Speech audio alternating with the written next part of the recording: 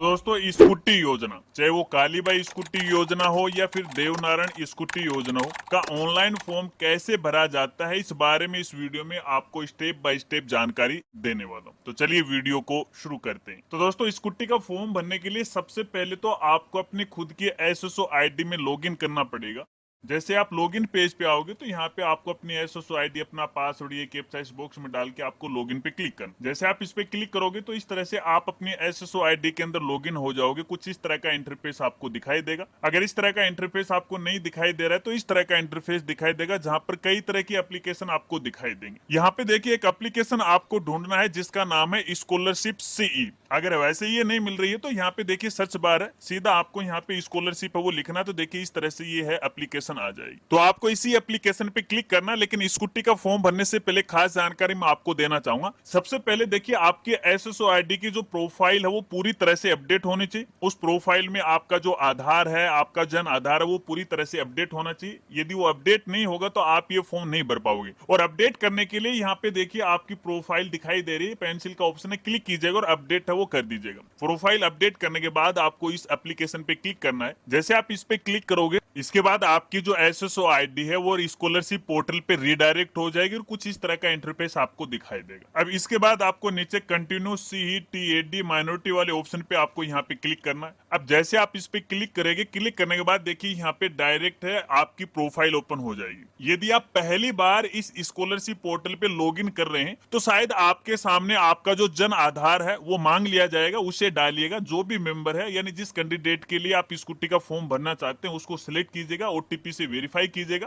उसके बाद फाइनली इस तरह का इंटरफेस आपको यहाँ पे दिखाई देगा। अब स्कूटी का फॉर्म भरने से पहले सबसे जरूरी बात देखिए, सबसे पहले आपको इस पोर्टल पे अपनी जो प्रोफाइल है वो अपडेट करना पड़ेगा। क्योंकि जब तक आप इस प्रोफाइल को अपडेट नहीं करोगे तब तक ये पोर्टल को नहीं पता चलेगा कि वाकई में ये जो कैंडिडेट है किस स्कॉलरशिप के लिए पात्र है। वैसे तो देखिए शायद आपके सामने इस तरह का एक नोटिफिकेशन है वो दिखाई दे सकता है। यहाँ पर स्टूडेंट प्रोफाइल अपडेट है, इस वाले ऑप्शन पर भी आप यहाँ पे क्लिक कर सकते हैं। या फिर यहाँ पे देखिए मेनू बार के अंदर आपको व्यू अपडेट प्रोफाइल का ऑप्शन मिलेगा, किसी एक पर आपको यहाँ पे क्लिक करना है। अब जैसे आप इस पे क्लिक करोगे, यदि आपने पहले यहाँ पे कोई प्रोफाइल भरी है, किसी स्कॉलरशिप के लिए आवेदन आपने भरा, तो कुछ इस तरह का इंटरफेस आपको वो दिखाई देगा। यहाँ से आप इसको एडिट कर सकते हैं। और एडिट पे आपको करना, क्योंकि सेशन जो फिलहाल चल रहा है उसके लिए आपको एडिट करना पड़ेगा। सारी जो इन्फॉर्मेशन है आपको इसमें अपडेट करना पड़ेगा। इसके बाद इस तरह से आपकी जो प्रोफाइल है वो ओपन हो जाएगी। अब सबसे पहले यहाँ पे देखिए सबसे ऊपर आपको अपडेट जन आधार का ऑप्शन दिखाई दे रहा है, इस पर आपको यहाँ पे क्लिक करना। तो ऐसे में आपका जो जन आधार का डेटा है यहाँ पे आपकी प्रोफाइल में ऑटोमेटिक है वो आ जाएगा। इसके बाद यहाँ पे देखिए आपको करंट सेशन है वो दिखाई दे रहा है। हालांकि देखिए मेरे केस में 2023-24 दिखाई दे रहा है, इसको लेके आपको कंफ्यूज नहीं होना है। आपके केस में यदि आप पहली बार इसके लिए आवेदन कर रहे हैं तो करंट सेशन है वो आपको दिखाई देगा। इसके बाद यहाँ पे कैंडिडेट का जो नाम है ऑटोमेटिक जन आधार से आ जाएगा, उसकी फोटो वगैरह वगैरह आपको कुछ इस तरह से वो दिखाई देगी। यहाँ पे जो भी आपका धर्म है वो सिलेक्ट कर लीजिएगा।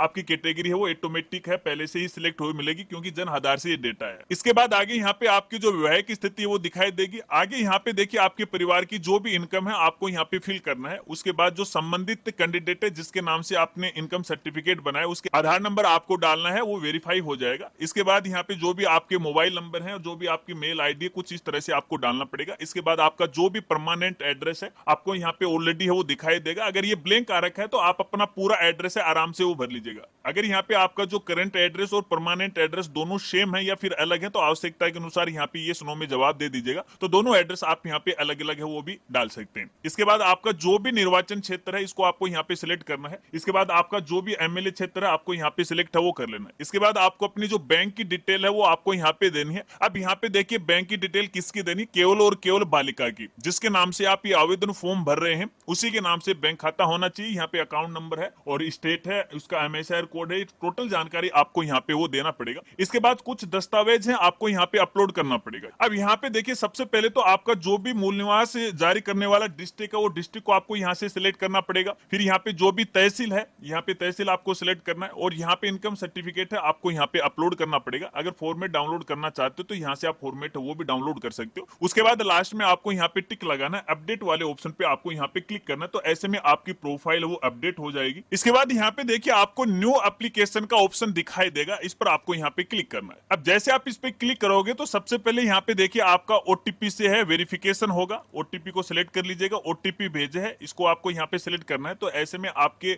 आधार में जो भी मोबाइल नंबर है उस पे एक ओटीपी आएगी, ओटीपी आपको यहाँ पे डालना है। ओटीपी डालने के बाद ओटीपी मान्य करे वाले ऑप्शन पे क्लिक करना है। तो ऐसे में आपकी ओटीपी है वो वेरीफाई हो जाएगी। अब इसके बाद यहाँ पे देखिए संबंधित डिपार्टमेंट की सभी स्कॉलरशिप है आपको वो दिखाई देगी। जैसे यहाँ पे एक तरफ तो डिपार्टमेंट का नाम दे रखा है, कॉलेज एजुकेशन है, कॉलेज एजुकेशन। और यहाँ पे देखिए एक तो है मुख्यमंत्री उच्च शिक्षा छात्रवृत्ति योजना है, एक है कालीबाई भील मेधावी स्कूटी योजना है, एक बालिका दूर शिक्षा योजना। अब यहाँ पे देखिए मेरे केस में तो केवल 3 ही स्कॉलरशिप का नाम आपको दिखाई दे रहा है। अब यहाँ पे जो भी आपकी कैटेगरी है जैसे SC ST OBC उसी के अनुसार आपको यहाँ पे है स्कॉलरशिप दिखाई देगी। अब आप जिस स्कॉलरशिप के लिए पात्र है ना वही स्कॉलरशिप का नाम आपको वो दिखाई देगा। देखिए अगर आपके केस के अंदर यहाँ पे स्कूटी का नाम नहीं दिखाई दे रहा है या CM उच्च शिक्षा छात्रवृत्ति योजना का नाम नहीं दिखाई दे रहा है तो इसका मतलब है कि आपकी यहाँ पे जो जन आधार के अंदर जो डेटा है उसी के आधार पर यहाँ पे आपको स्कॉलरशिप का फॉर्म भरना पड़ेगा। अगर यहाँ पे देखिए आपकी कैटेगरी OBC है लेकिन यहाँ पे कालीबाई भील मेधावी स्कूटी का नाम नहीं आ रहा है तो इसका मतलब है कि आपके जन आधार में आपकी जो कैटेगरी है वो शायद सही नहीं है। या फिर यहाँ पे ऐसा भी हो सकता है, देखिए कुछ स्कॉलरशिप ऐसी होती है जो इनकम के आधार पर होती है, तो शायद आपकी जो इनकम है वो 2.5 लाख से ज्यादा होगी तो आपको यहाँ पे नाम है वो नहीं दिखाई दे रहा है। हालांकि यहाँ पे देखिए जितने भी स्कॉलरशिप के नाम आपको दिखाई दे रहे और आप जिस भी स्कॉलरशिप के लिए फॉर्म भरना चाहते हो तो सभी में देखिए फॉर्म भरने की प्रोसेस है वो लगभग एक जैसी है, कोई अलग अलग प्रक्रिया यहाँ पे नहीं है। तो यहाँ पे मैं स्कूटी योजना का फॉर्म भर के आपको दिखा रहा हूँ। तो एक स्कॉलरशिप की आपको यहाँ पे वो टिक लगाना है और टिक लगाने के बाद देखिए इस तरह से ये फॉर्म है वो ओपन हो जाता है। सबसे पहले यहाँ पे देखिए योजना का विवरण है आपको दिखाई देगा और आप यहाँ पे देख भी सकते हैं कौन सी कैटेगरी की जो बालिकाएं हैं वो इसके लिए पात्र हैं, आपके परिवार की जो वार्षिक आय वो कितनी होनी चाहिए। इसके बाद यहाँ पे योजना का विभाग कौन सा वो आपको यहाँ पे सिलेक्ट करना है। विभाग सिलेक्ट करने के बाद आपको यहाँ पे नेक्स्ट पे वो क्लिक करना है।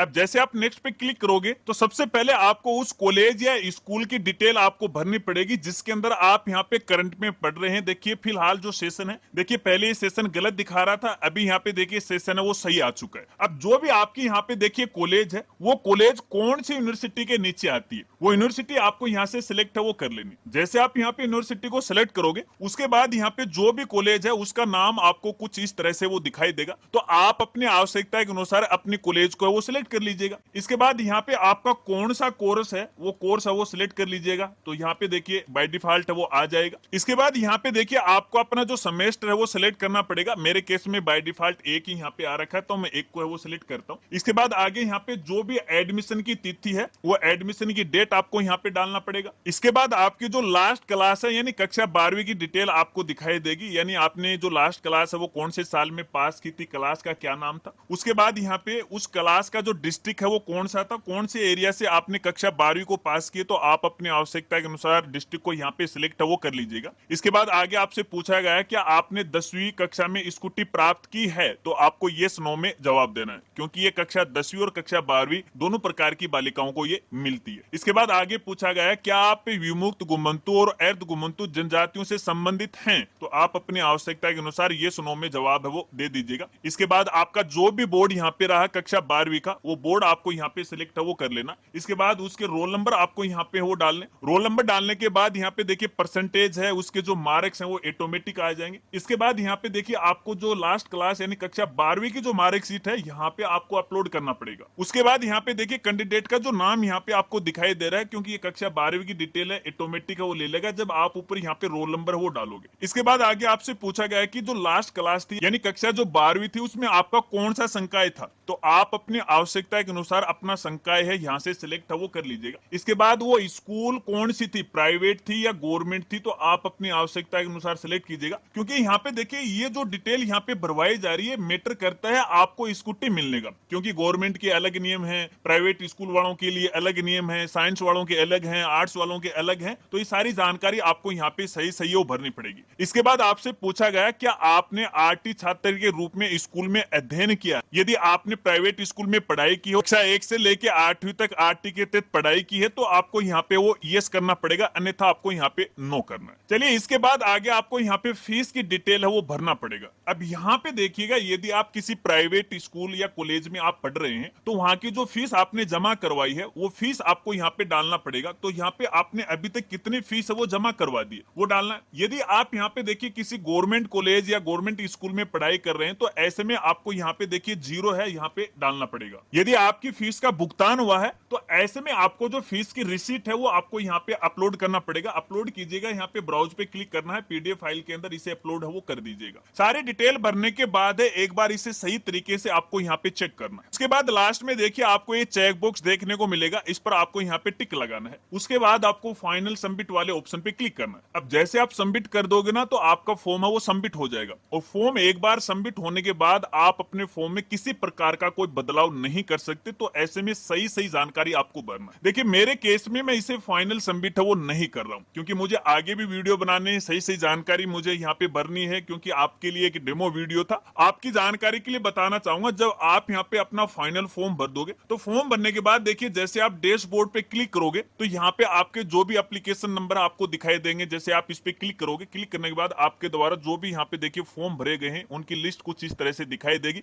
और यहाँ पर उसका जो स्टेटस है आपको वो देखने को मिल जाएगा कि आपका जो फॉर्म आपने भरा है अभी तक उस पर संबंधित डिपार्टमेंट के द्वारा क्या एक्शन लिया गया है, क्या रिमार्क है वो डाला गया है। तो एक बार फॉर्म भरने के बाद समय के साथ है आप अपने फॉर्म का स्टेटस है वो जरूर चेक कीजिएगा। और यहाँ पे व्यू अपडेट प्रोफाइल पर भी आप क्लिक करके यहाँ पे लिस्ट है वो देख सकते हैं यहाँ पे अपने बारे में। तो देखिए फिलहाल हमने यहाँ पे देखिए अभी प्रोफाइल है वो क्रिएट की थी, तो यहाँ पे देखिए सेशन 2024-25 के लिए आ चुकी है। और नीचे हमारी पहले वाली प्रोफाइल थी। अगर इस प्रोफाइल में आप अपडेट करना चाहते हो तो फॉर्म को फाइनल सबमिट करने से पहले पहले आप इसे अपडेट है वो कर सकते हैं। हालांकि देखिए बाद में भी कर सकते हैं, लेकिन मैं आपको कहना चाहूंगा इसे आपको पहले ही सही तरीके से अपडेट करना चाहिए। और चाहे गए दस्तावेज हैं वो इसके अंदर आपको यहाँ पे अपलोड करना है। तो दोस्तों ये तो है स्कूटी का फॉर्म भरने की प्रोसेस।